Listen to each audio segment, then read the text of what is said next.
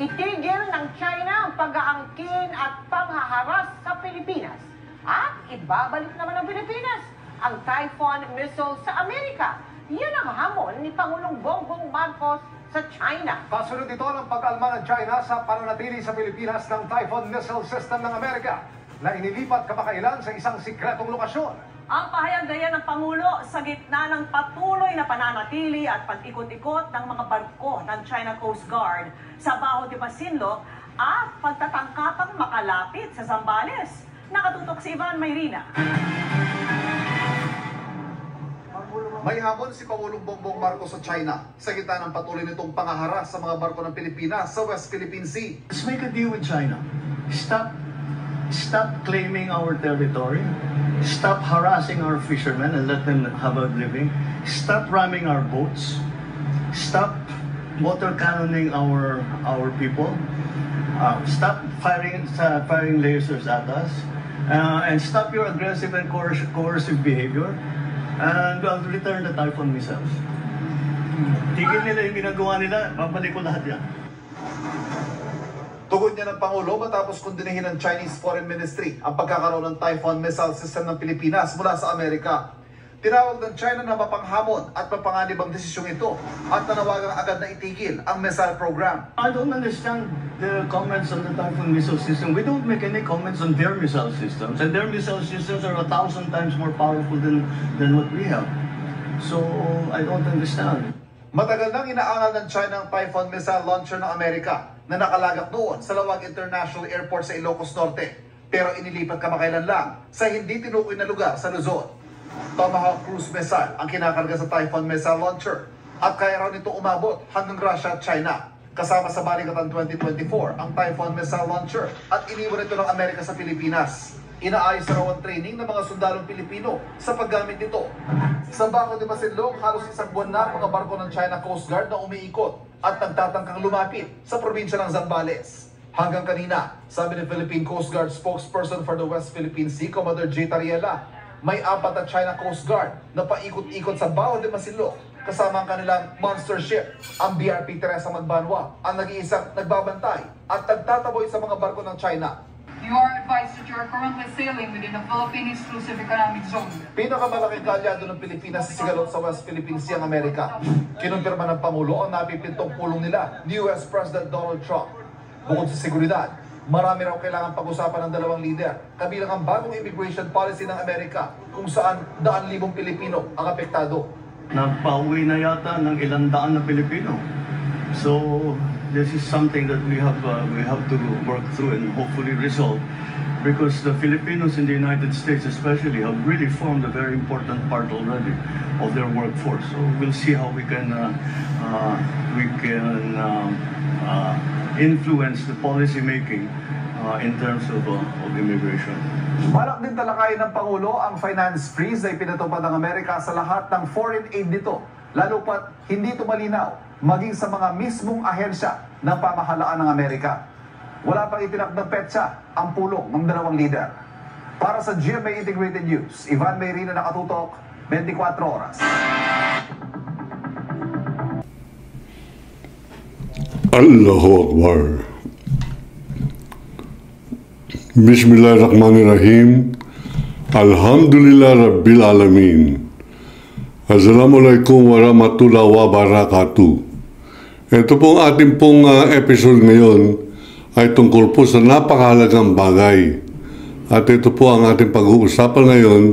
At sana tulad po ng dati, maraming Pilipino ang makatunghay po nito sapagkat dito nakabuod ang ating pong sambayanan, ang ating pong archipelago, ang ating pong kung tawagin ay Pilipinas. Mga kaibigan, bayan po muna ninyong repasuhin ninyo yung pong video ni President Bongbong Marcos na kanyang isinagawa doon po sa press conference niya sa Malaysia, na kung saan ang presidente ng Malaysia, mga kaibigan, ay nag-host ng ASEAN meeting At dito po siya na-interview ng mga media, international media. At dito, wala pong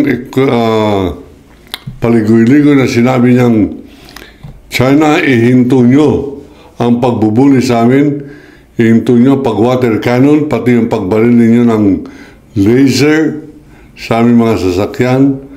Yan ay masyado nakakapinsala, hindi lamang sa mata, kundi sa mga kagamitang computer. Ngayon mga kaibigan, atin pong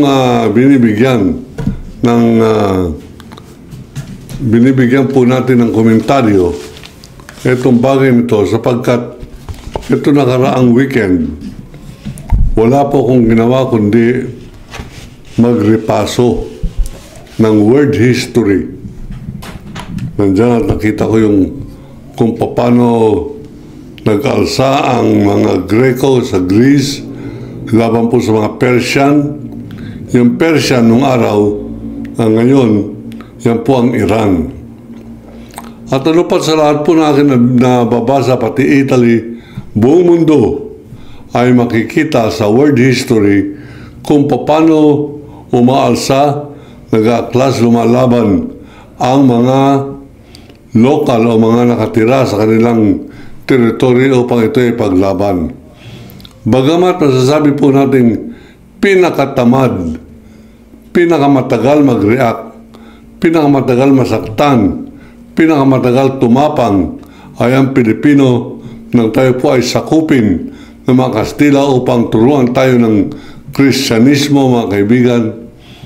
Lumaban pa rin tayo pagkatapos ng 300 taon. Iniisip ko po, we cannot afford this anymore. Hindi na po natin kaya yan. 300 taon bago ulit tayo magkaroon ng Bonifacio. 300 taon bago po tayo magkaroon ng tapang o dangal. Ano po ngayon? Yung ngayon na nangyayari. Tayo ay dinuduhagi, tayo inaapi dito sa West Philippine Sea, East Philippine Sea. Wala pa rin tayong ginagawa. Kaya mabuti mga kaibigan at kumilos si Ginoong Marcos. Nais kong isipin na dahil po sa pagsisharing ninyo ito pong ating video, baka nakarating doon sa kanya mga advisor. Baka nakarating sa kanya ito pong ating komentaryo noong nakaraang linggo. Sapagkat nakita ko yung aking pong pagrepaso ng ano nangyayari talaga dyan sa West Philippine Sea. Aba, hindi lang pala West Philippine Sea ang inoccupy ng China. Nakukontrol lamang ng China ang ating pong media at kanilang sinasabing West Philippine Sea. Nasa akin mga kaibigan ang mga report na nakita ko sa mga CP ng research materials ni Attorney Eli Velis Pamatong na kumandidato po ng pagka-presidente ng Pilipinas. Napakayaman po ng kanya pong file. At dito nakita ko yung isa. Meron pong statement yung foreign minister ng China, Wang Yi. Ang sabi niya, we are the first sovereign state who did scientific research and completely mapped the Benham Rise. Therefore, in behalf of the People's Republic of China, I, Wang Yi, Foreign Minister, claims the entire Eastern Philippine Sea and declare that Benham Rise are Chinese territory. Sa wikang Pilipino, ito pong kanilang Foreign Minister ay nagsabi, hayagan sa international media, sapagkat ito po ay nakuha CP ni Atty. Pamatong sa New York Times 2016, yung bagong panalo pa lamang si Duterte. Ang West Philippine Sea, mga kaibigan, yan po yan sa may dulo ng Palawan at dyan ay malapit din sa Masinloc, Baho de Masinloc sa Zambales, malapit din sa hinaharap ng Pangasinan, yung mga Bulinaw. At dyan, nakikita nila kung gabi, yung ilaw ng barko na pare-pareho ay panay Chinese naval vessel po yan. Anong ibig sabihin? Hindi na po sila nagkukubli. Pinapakita nila ang kanilang sarili na sila ay mga military ng China at naglilipanan sa ating karagatan. Ang sabi ni Duterte, mga kaibigan, ang dami-dami naman na dagat, ang dami natin dagat. Ano ba naman yung pamigay natin yung iba? Stupido. At meron pa sinasabi yung kanyang anak na si Basti Duterte na maipakulong man lang daw yung tatay niya. Okay lang, basta wag malimutan ang kanyang kabayanihan. May insultuin pa tayo. Paano nagkaroon ng kabayanihan? Paano nagkaroon ng kabayanihan si Duterte? Bakit hanggang ngayon meron pang bumibilib kay Duterte na Pilipino? Lahat ng Pilipino na humahanga hanggang ngayon kay Duterte ay walang pakialam sa bansa. Pinupuri pa si Duterte kahit na nag-traidor, hayagan na binibigay ating bansa para maging probinsya ng China. Anong klaseng lahi tayo? Anong klaseng mga Pilipino itong ating mga kababayan? Naku, kung meron lang tayo ng magagawa na makapag-resign na tayo bilang Pilipino, huwag lang naman tayo magkaroon ng mga kababayan na Marcoleta, Robin Padilla, Cayetano Villanueva, at kung sino pa mga traidor. Lahat ng senador na kumampi sa pag-dismiss ng impeachment ni Sara ay traidor.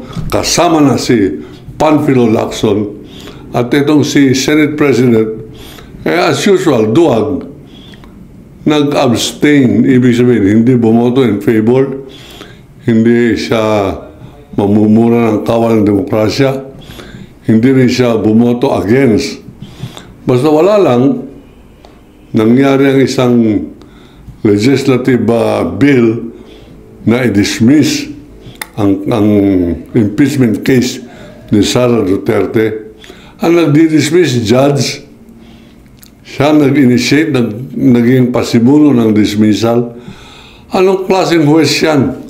Sa ating pong saligang batas, magbimistulang huwes lahat ng senador na pag sa kanilang binigay mula sa Kongreso ay ang impeachment case, kinakailangan forthwith, agad-agad, yan ay aksyonan. Lahat na nakipagkutsaba para ito ay madiskaril, hindi matuloy at hindi nga natuloy sapagkat ang ating Senado, all 19 of them voted against the continuation of the impeachment, against the dictates of the Philippine Constitution. This is our situation. Hindi po tayo naniniwala mga bobo yan. Hindi tayo naniniwalang bugok sila Lacson. Hindi tayo naniniwalang mga Marcoleta bayaran, yung mga iglesia ni Cristo, iglesia ni Marcoleta, mga kaibigan. Pasensya na kayo mga matitinong iglesia, baka mayroon pang matinong iglesia na nagmamahal sa bansa. Sorry po sa inyo. Hindi ako basta-basta nagsusorry.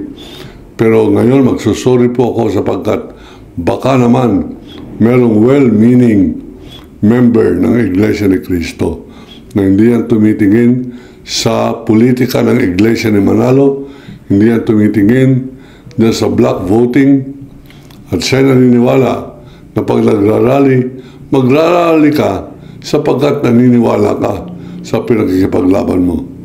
Ngayon, tayo ay dinuduhagin ng China. Meron pang pro-China sa inyo.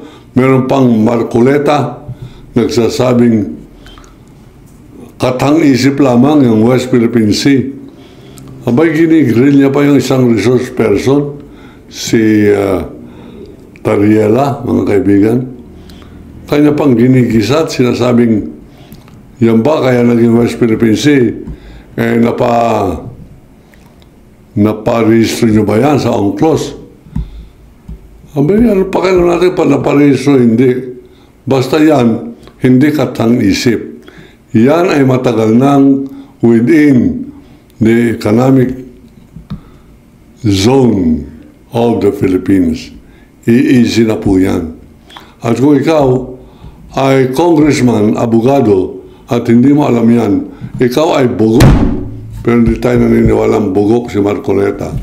Ang aking paniniwala lamang ay bayaran, traidor, duwag, at pangit. Hindi na po natin napipigil natin sarili sapagkat yan po talaga ang kalagayan ngayon ng Pilipinas. Nakakaya pag aking pong tinignan ito mga research materials na ito. Ang pinapasok ni Duterte noong kanyang panahon ng 6 na taon pagiging Pangulo, mga kaibigan, 3 million Chinese. Kasama na dyan yung mga Alice Gowo, Michael Yang, mga Richard Lim, mga inchik ng komunista na nagsamantala sa ating po ekonomiya. Hanggang ngayon, hindi nakukulong mga kaibigan. Hanggang ngayon. At yan po ang ating pong magiging papel. Uungkatin po natin yan. Babantayan natin itong issue ng mga inchik na ito.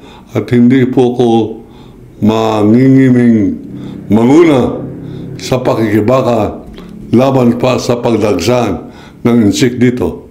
At dahil po dyan, hindi rin ako mangingimin at tumingin sa inyo ng direksyon, sabihin ko, suportahan natin ang presidency ni Bongbong Marcos if only to strengthen his stand against the invasion and aggression of China into our homeland. Okay, yan na lamang po ang ating pong mai-report sa inyo sa araw na ito. Yan po ang ating paninindigan. Maraming salamat sa nagsusubscribe. Ibig sabihin magigit lang ng konti ang China, sabi nila. Itong mama na ito, may mga sumusuport naman mangilan-ngilan. Sabay pagtatawanan po tayo. Wala akong pakialam sa kanilang pagtatawa. Darating ang araw, tayo po'y makakaganti rin dito sa ginawang pambababoy ni Duterte, kakutsaba niya ang mga China dito po sa ating bansa. Ako po si Kawaldi Carbonell nagsasabing, iniibig ko ang Pilipinas. China, layas!